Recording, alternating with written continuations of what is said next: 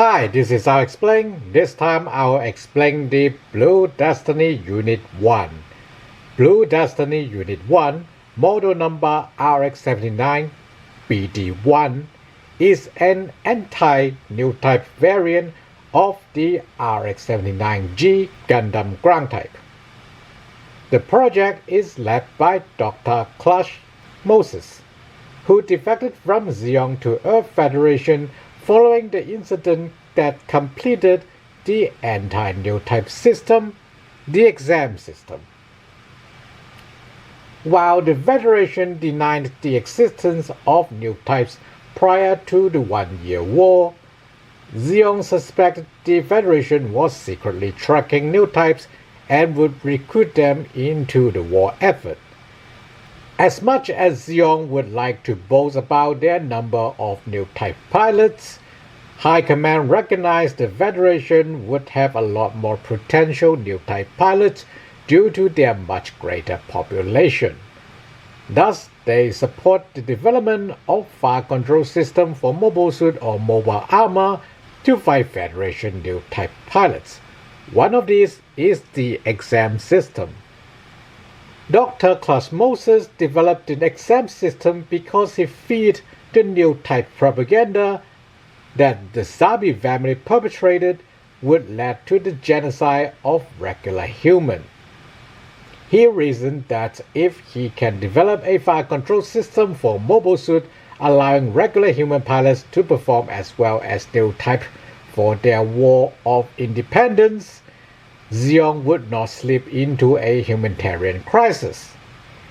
This hope was crushed soon after the 1-year war started. But Dr. Moses did not want to take any chances. If Zeon's new type propaganda held any water, regular humans would need the exam system to prevent the next wave of genocide. Luckily for Dr. Moses, he was relocated to Earth before the exam system was completed. He had 4 units of exam system made before he defected to the Federation.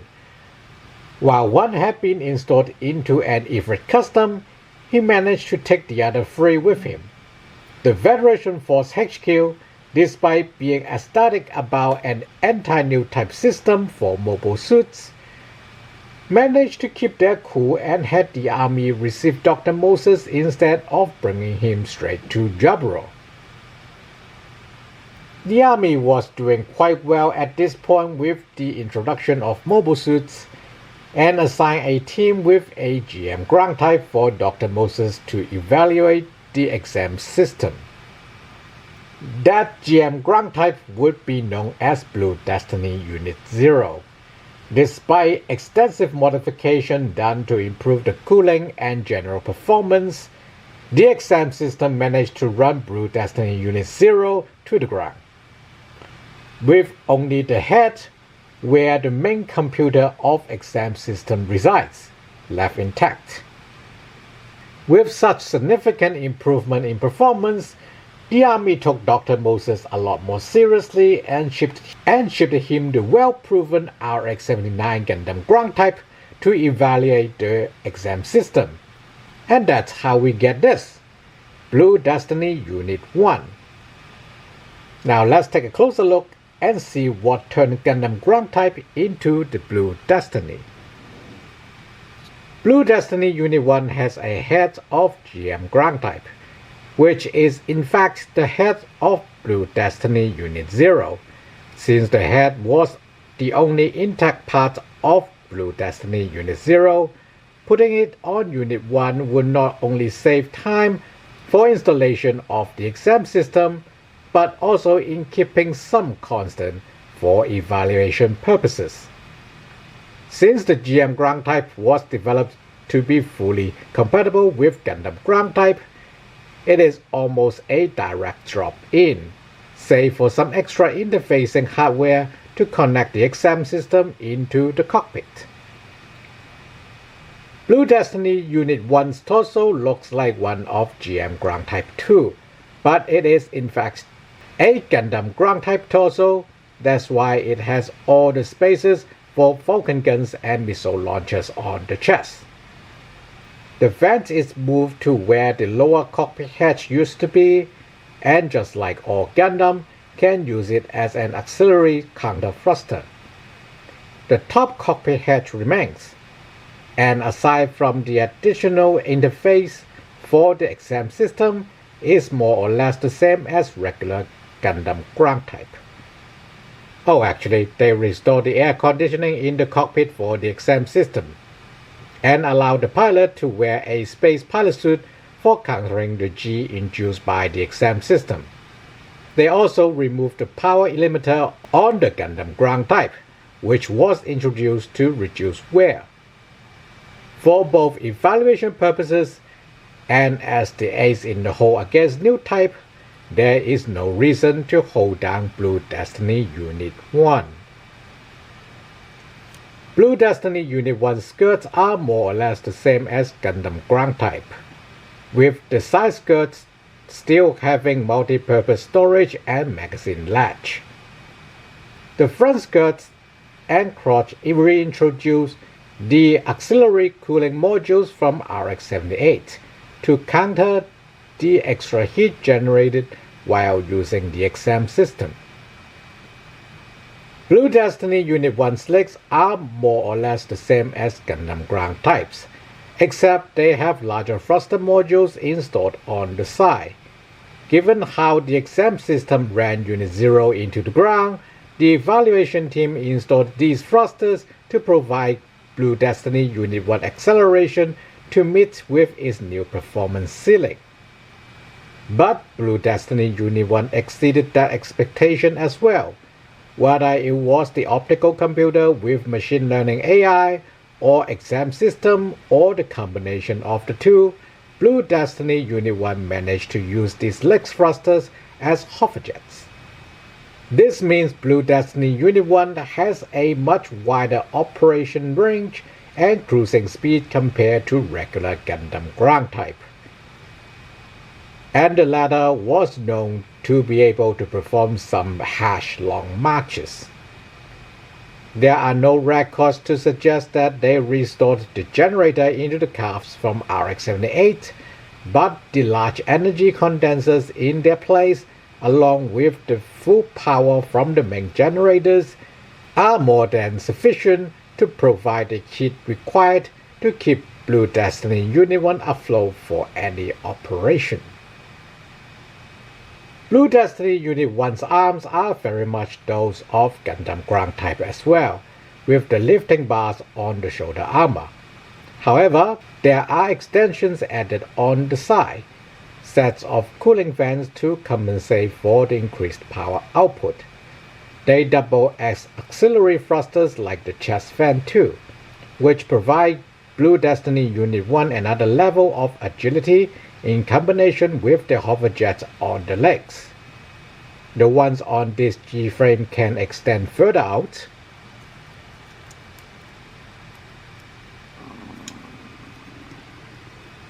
for increased output, but this is not reflected on all records. Blue Destiny Unit 1's forearm are reinforced and up-armored to compensate for the increased performance. The shield strap is integrated into the forearm armor to save weight.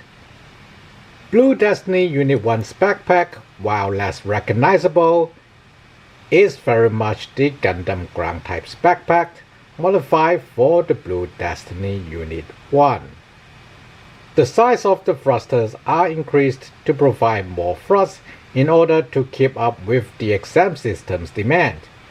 You can also see part of the backpack is connected with the missile launchers on the chest, because the backpack also functions as the magazine for the missile launchers. Due to the G-frame format, the backpack is much flatter than it's supposed to be, so it would seem like the missiles are very short, when in fact they should be twice as long. This is not to say the Blue Destiny Unit 1's backpack is not relatively flat. The Army wanted to keep the possibility of mounting existing backpack options on Blue Destiny Unit 1, so they keep the provisions for installing mounting clamps, 2 on the top and one larger one between the thrusters, and the thrusters are squashed into long troughs. This G-frame has these auxiliary thrusters attached to the top latch, but they are not always seen with Blue Destiny Unit 1.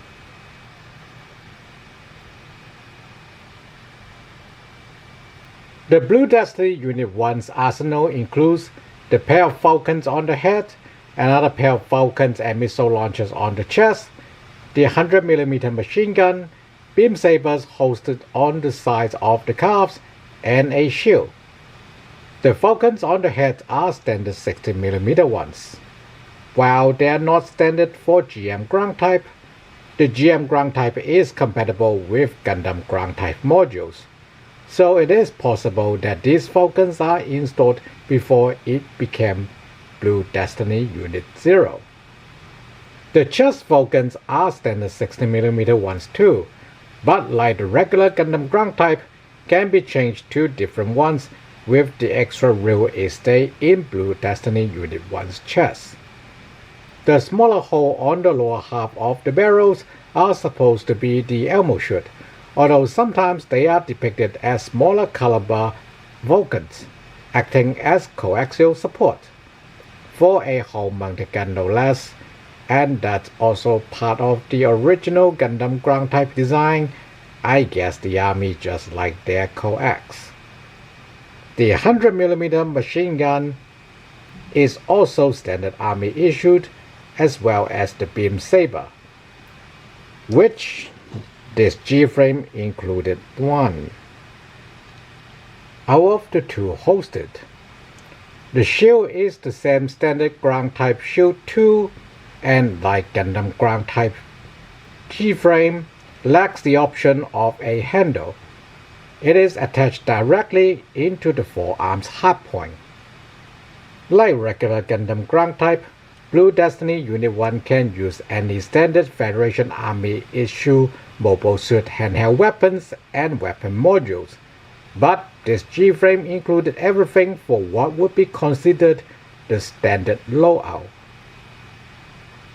The missile launchers are almost unique to the Blue Destiny series, especially if we talk about these with integrated magazine in the backpack on a mobile suit.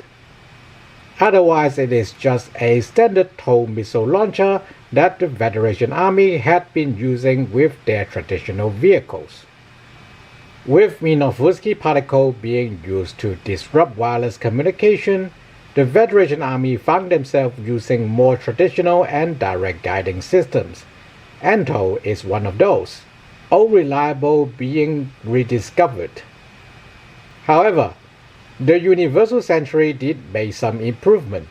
Their tow wires are optical fiber based, so they would not be affected by the environment as those of the old Century. In addition, with the incredible material science of Universal Century, these tow wires can extend up to 4 kilometers. In addition, the Federation Army also has image-guided missiles for these tow systems, and can work in conjunction with the tow system to provide television guiding capabilities. On top of all of that, these missiles are now controlled by the excellent optics setup of the GM ground type and the exam system. Having gone through most of the visible or partially visible part of Blue Destiny Unit 1, we should talk about the core, or more accurately, the brain, the revolutionary fire control system, the exam system. The Blue Destiny Unit 1 or Unit 0's optics are supposed to be green like this, like most of the Federation mobile suits. However, for whatever reason, when the exam system activates, it emits light back to the optics, turning them red.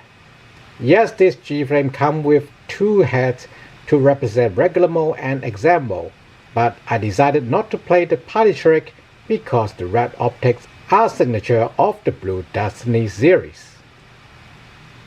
The exam system, when activated, would filter through the data received by the mobile suit sensors and pick out targets with killer intent. Since it is the fire control system, weapons will be trained on those targets simultaneously. The exam system would also project this information directly into the pilot's brain via the interface in the cockpit. So the pilots will be aware of these threats almost instantly. This makes the pilots and the mobile suit react much faster compared to having the pilots searching on the cockpit's head-up display then put in appropriate controls. However, since both sides of the fighting force on the battlefield would have killer intent, the exam system can drive the pilot berserk to attack both friend and foe alike if the pilot is lacking in discipline and determination. An activation time limit is added to Blue Destiny Unit 1 in order to provide some damage control if the aforementioned event occurs. That was until the Momo team, literally the guinea pig team we mentioned when talking about the GM command, came across the Berzeker Blue Destiny Unit 1, who managed to store the out of control Gundam long enough for the time limit to kick in. Dr. Moses was so impressed that he requested the Momo team to carry out the evaluation of Blue Destiny Unit 1 moving forward. The Federation Army at this point got all the field trials they need for a customized Gundam ground type and was happy to hand the problematic exam system to the Momo team under Jabro's chain of command. Jabro, on the other hand, thought the exam system was good enough to be used as a forlorn hope against certain Zeon elements, and happy to receive Dr. Moses and Blue Destiny Unit 1 in order to start manufacturing more Blue Destiny and exam system. The Momo team was tasked to deploy Blue Destiny Unit 1 and develop more effective doctrines and tactics. Needless to say, the Momo team was very disciplined, determined, and skilled. With Blue Destiny Unit 1, they managed to break several Zeon strongholds on Earth by themselves. That, however, didn't last long, as Blue Destiny Unit 1 was damaged beyond repair when it defeated the Ifrit custom that had the exam system left behind by Dr. Moses. This was the beginning to the end of the Blue Destiny series, which we shall continue with Blue Destiny Unit 2. Thanks for watching.